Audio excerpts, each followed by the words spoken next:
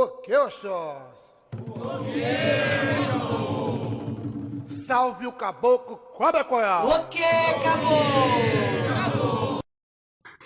Olá, meus irmãos, sejam todos bem-vindos ao canal do Templo Cobra Coral. Eu sou a Marcela de Oiá, estou aqui para responder mais uma pergunta vencedora da nossa enquete. Como descobrir se sou médium de Umbanda? Aproveita que você está aqui e curte a nossa página, se inscreve no nosso canal, compartilhe, divulgue a Umbanda para os seus amigos umbandistas. Tá bom, meu irmão? Então vamos lá. Essa pergunta é muito interessante. Mas para respondê-la, a gente tem que voltar um passo antes, que é, primeiro, você tem que descobrir e entender o que é mediunidade, né? O que é ser médium? O que é mediunidade? Para depois, no passo seguinte, você entender e descobrir se você faz parte realmente da mediunidade de Umbanda. Primeira coisa que eu quero desmistificar é que mediunidade não está atrelada a nenhuma religião. Em todas as épocas da existência da humanidade, se apresentam pessoas com fenômenos mediúnicos, que hoje nós compreendemos um pouco melhor. Não tinha essa característica, esse nome, essa explicação. A maioria dos fenômenos que nós entendemos da mediunidade aqui no Brasil veio com a filosofia espírita de Allan Kardec. Allan Kardec codificou uma doutrina, na verdade uma filosofia e não exatamente uma religião, que buscou entender esses fenômenos na visão filosófica e na visão científica. Foi ele que classificou a maioria, ele através dos próprios espíritos, lhe trouxeram as explicações, que classificou o que era a mediunidade, os seus efeitos, os seus sintomas, os sintomas físicos, né? Então, ele fez essa parte de decodificar, quer dizer, entender o passo a passo de como funciona no organismo humano os efeitos físicos que isso traz para o nosso corpo físico e por que nós sofremos essa ação espiritual. Primeira coisa que deixa claro, se você entrar no livro dos médiuns, você vai ver nas questões que Kardec fala que todos somos médiuns. Porque a mediunidade, ela é um dom, mas também é um fenômeno biológico, físico, ou seja, é como o tato, como a visão, como o olfato, como o paladar, né? Você traz inerente a qualquer circunstância. Todos somos médiuns. Claro que tem pessoas que percebem essa mediunidade, tem médiuns mais ostensivos que propagam fenômenos físicos, propagam fenômenos de sensitivos, propagam fenômenos inteligentes, né? E outros que não sentem nada, que não acreditam, que não pensam sobre isso, correto? Mas com certeza uma questão só de parar e meditar sobre esse assunto. Todos somos médiuns. A glândula pineal está presente em todos os cérebros humanos. Então, não tem ninguém que não seja médium, tá? A mediunidade é um dom, a mediunidade não é um castigo e também não é uma mediunidade não é moralizante. Ou seja, do fato de eu praticar a minha mediunidade, não vai me tornar mais evoluído. E não fica pensando também que o cara que está lá na cadeia, o traficante, a pessoa má, não tem mediunidade, ela tem. Então a mediunidade também não está atrelada ao moralismo, à evolução espiritual, o nível daquele espírito. Independente do nível daquele espírito, ele tem também, como filho de Deus que ele e como ser humano, fisicamente falando, ele também é acionado pelo seu guia espiritual, pelo seu anjo da guarda, pelos seus mentores, não importa a condição humana que ele se encontre. O que a mediunidade não é uma exclusividade de pessoas que estudam, que estão sempre ligadas ao movimento de estudo. Mas é extremamente importante que em pleno século XXI, aquele que tem a percepção que pode ter alguma característica mais evoluída da mediunidade, quer entender sobre mediunidade, que ele goste de ler. Essa que é a verdade. Você tem que gostar de ler, você tem que se interessar pelo assunto profundamente para entender. Por quê? Porque, primeiro, você tem que se conhecer muito bem. É o tal do autoconhecimento. Dentro da Umbanda, especificamente, a maior parte dos médiuns tem a preocupação com a incorporação dos guias mentores e dos orixás. Essa é a maior preocupação dos médiuns, sejam eles em desenvolvimento, aqueles já consagrados, né? E isso é um fenômeno mediúnico, certo? Mas esse fenômeno mediúnico da incorporação também não é o único, certo? Você tem a intuição, tem os médios sensitivos que percebem a aura, você tem os médios que percebem os espíritos, você tem os médios de cura, né? Que emanam energia para a cura. Então nós temos uma afinidade de médiuns, né? De forma de trabalhar esse fenômeno mediúnico. Mas voltando ao assunto da incorporação, você, para não cair naquela situação que todo mundo cai quando é médium, sou eu ou é o meu guia? Essa é uma coisa muito comum, né? Nós temos inclusive muitos vídeos aqui no YouTube falando sobre isso. Sou eu ou sou o meu guia?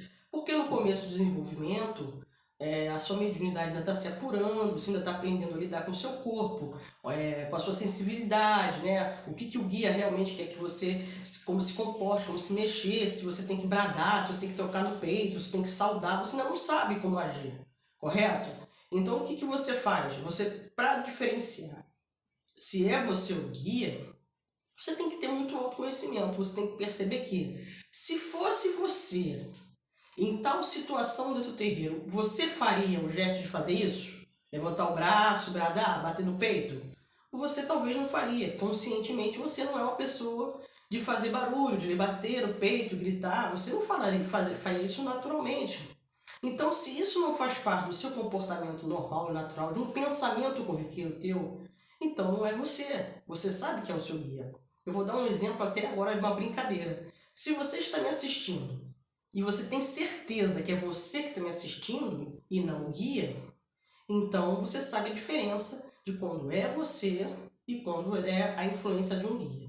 O que acontece é que a mente fica um pouco dividida, porque a palavra incorporar, primeiro, ela tem que sair da tua cabeça da forma que foi concebida. Ninguém sai, o espírito sai para que outro espírito entre, não existe isso. O que acontece é só um acoplamento áurico, né? O espírito, ou o mentor, o guia, o orixá, ele se aproxima da sua aura e você tem um acoplamento dessas auras. Então ele te influencia o intelecto também. Ele influencia não só fisicamente. A primeira influência é mental, né? O espírito está te influenciando a se conectar com ele, para depois, no passo seguinte, fazer a influência física. Por isso que tem gente que treme, sacode, balança. Na verdade, é que a insegurança faz com que as pessoas sofram cada vez mais choque, né? Porque está sempre na dúvida, na questão de que sou eu ou é o médium. Então, o próprio organismo também, fisicamente falando, ele leva um tempo para se adaptar à situação da influência daquele espírito, daquele guia, daquele orixá. Ele precisa de treinamento. É por isso que tem o desenvolvimento, certo? Agora vamos falar como que você descobre então. Bom, os médiuns espíritas estão dentro de uma casa espírita formada por guias, mentores, que são treinados dentro e respeitando aquela filosofia. Então tem toda uma egrégora formada de espíritos que já frequentam aquele espaço. E esses mesmos guias e mentores estão ligados àquelas pessoas. E aquelas pessoas formam uma coletividade, uma egrégora espiritual única, por conta da sua ancestralidade. A mesma coisa acontece com quem é realmente médium de Umbanda. Ele é atraído pela sua ancestralidade. Ou seja, ele pode até frequentar as casas espíritas, mas quando ele está na casa de Umbanda, ele tem uma afinidade às vezes maior por conta da sua ancestralidade. Não exatamente por conta só da mediunidade. Porque médium, você é médium em qualquer lugar do mundo, em qualquer hora, em qualquer lugar. Né? Agora, qual é a diferença? O médium que está na casa espírita, o médium de mesa, o médium que está na batalha dentro do terreiro de Umbanda. O médium de Umbanda, ele é aquele médium que ele tem que ter muita segurança, prática, porque ele tem que estar preparado para sair de uma energia de paz, luz e Oxalá, e uma hora depois ele tem que estar recebendo o caboclo. Uma hora depois, seguida, ele vai receber Exu. Imagine a contradição de energia. É uma calma de paz, Oxalá, presença espiritual leve, um caboclo que vai bradar, que vai andar, que vai falar rápido, porque ele é um grande doutrinador.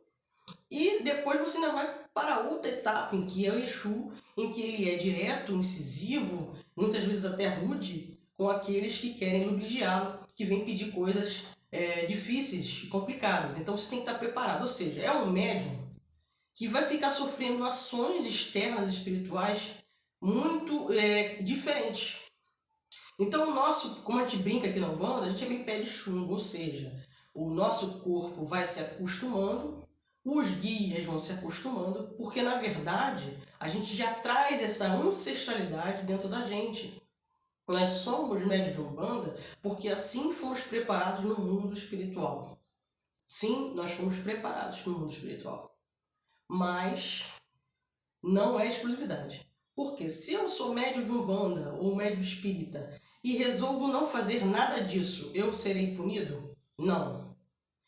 A minha família sempre teve pessoas ligadas ao movimento umbandista, mas eu quero ser espírita, eu posso? Deve.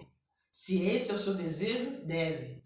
E por quê? O que vai acontecer? Não vai acontecer nada. O que vai acontecer é que você vai escrever uma nova história, você vai se adaptar àquele mundo do espiritismo e vai atrair para você guias, mentores espirituais do movimento espírita. Porque os espíritos que se aproximam de nós faz parte da nossa vibração, faz parte da nossa energia, faz parte da nossa família espiritual. Não há um acaso, não é um jogo de dados. Ah, por acaso eu passei, encontrei um Zé Pilintra da vida e gostei dele, então vou receber Zé Pilintra. Não é assim, né? Existe uma organização espiritual maior chamada Orum.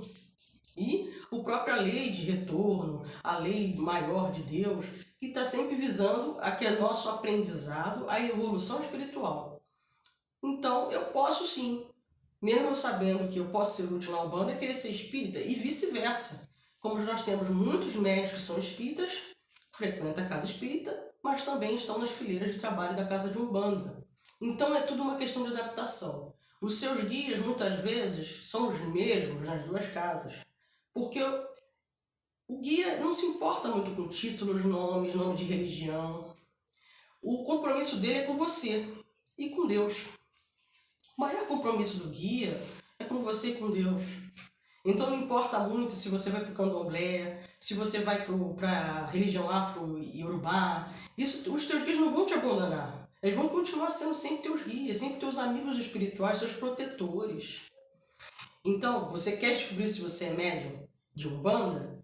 Primeiro, sente, estude muito. 2, entre para um terreiro e comece a praticar o desenvolvimento mediúnico, para você sentir se é esse realmente o caminho. 3, você tem que ir para a casa espírita, para o candomblé, para qualquer outra religião que você acredite. Se você está na dúvida, sente, experimente, tente. E você vai perceber a diferença, porque alguma dessas realmente vão fazer sentido, realmente teus guias e mentores vão se adaptar melhor, você vai se sentir bem. Toda religião, ela tem que te fazer bem, te fazer feliz, sentir uma alegria espiritual interna, te fazer mudar, né? Te fazer evoluir realmente no sentido assim, até do teu comportamento, né? A gente tem, assim, no começo que a gente começa na Umbanda, com um ritmo, com um certo comportamento, e aí os guias vão meio que moldando aquilo que não tá bom, vão cortando, vão tirando as arestas, aparando aquilo que não é necessário, vai te amadurecendo por dentro, né? E as pessoas de fora acabam até observando a mudança de comportamento, né? A gente tem muito, assim, relatos, a gente tem 1000 histórias aqui no próprio YouTube de como era a vida das pessoas antes de entrarem para a Umbanda e como foi se transformando. A outra questão que eu quero falar é sobre a caridade. De Umbanda precisa ter o sentimento de caridade, o sentimento de fraternidade, de querer ser útil, sem assim interesses outros, a não ser a fazer a caridade, pura caridade, né? Que a Umbanda é esse movimento do amor. Na verdade, o que acontece é o seguinte: às vezes os guias mentores espirituais que você possui, eles têm toda a razão, porque eles te conhecem intimamente. Então o que acontece? Eles sabem como você pensa, como ele tem o seu comportamento, ele está contigo 24 horas por dia, todos os dias da semana. Então não adianta você, aquela pessoa que é fofinha para todo mundo, mas em casa não é tão bonzinho, né? Dá uns tapas nas pessoas, não tem paciência.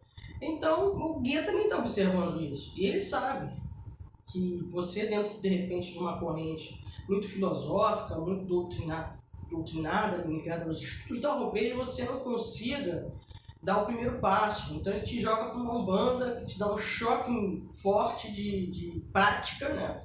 Porque a Umbanda ela tem muito isso, é tudo na prática, não existe médium de Umbanda fora de terreiro. Eu não acredito nisso, tá? Porque a Umbanda trabalha com consagração, com ritos, com rituais, com iniciação, com batismo, né? Tem seus sacramentos, tem todo o passo a passo para que haja evolução, inclusive do fenômeno mediúnico, da incorporação de forma correta, né? Então tem que ser uma pessoa que ame a Umbanda, esteja disposto a viver a Umbanda, a vestir o branco, a bandeira de Oxalá, que é a nossa bandeira da paz, né? Não tem espaço dentro da Umbanda para pessoas que pensam na guerra. Se você está disposto a guerrear por qualquer coisa, é muito difícil você permanecer na Umbanda quando a nossa bandeira é a bandeira da paz. Se você olhar a trajetória, né, da Umbanda, a história da Umbanda, você vai ver que a Umbanda foi sempre perseguida e não perseguidora. Ela sempre foi a que multiplicou e atraiu e criou pontes do conhecimento, né?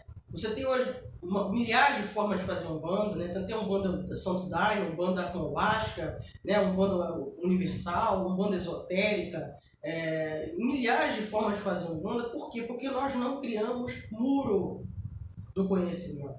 Nós não temos uma mente fechada, tacanha, certo? É uma tradição. E é uma tradição também muito familiar. A Umbanda é muito familiar. Porque são famílias, né? E são famílias espirituais também que se reencontram. Por isso que as pessoas acabam se ligando ao Umbanda. As pessoas sabem que na família o avô, o bisavô, a bisavó, a mãe, a tia, alguém sempre teve contato de fenômeno mediúnico, às vezes em casa, na garagem, no apartamento, né? Sempre atendia aquela pessoa da família que sempre dá conselhos espirituais. Toda a família tem alguém que sempre é mais espiritualizado e que busca dar conselhos dentro da família. E essa pessoa, muitas vezes, influencia os outros e cria-se essa egrégora ancestral. Por isso que são famílias. A gente, quando está dentro do terreiro, a gente fala que a gente é família. Porque é verdade, né? Você é família. Uma família espiritual. Você é meu irmão em Deus. Você é meu irmão de fé. Certo? Então, você pode ser, sim, um médium de Umbanda. Agora, para você saber com mais segurança, não basta ter as informações que eu estou te dando. O que você precisa? Praticar. Abra-se essa possibilidade. Frequente. Vai lá no terreiro que você gosta, que você frequenta, e pratique os fenômenos mediúnicos. Porque você vai entender você mesmo, do autoconhecimento, e vai ainda estar ajudando através de uma forma da caridade, doando a sua energia para os irmãos que estão necessitados. Agradeço a todos os irmãos que chegaram até aqui, assistiram o vídeo até o final. Na próxima terça-feira eu vou deixar mais uma enquete das perguntas e dúvidas que nos enviam. E no próximo sábado nos encontramos novamente com a resposta vencedora da nossa enquete. Então, deixa aquele curtir, deixa aquele like, compartilha e divulga esse vídeo para tirar as dúvidas dos nossos outros irmãos. Meu saravá, motumbá, axé, meus irmãos.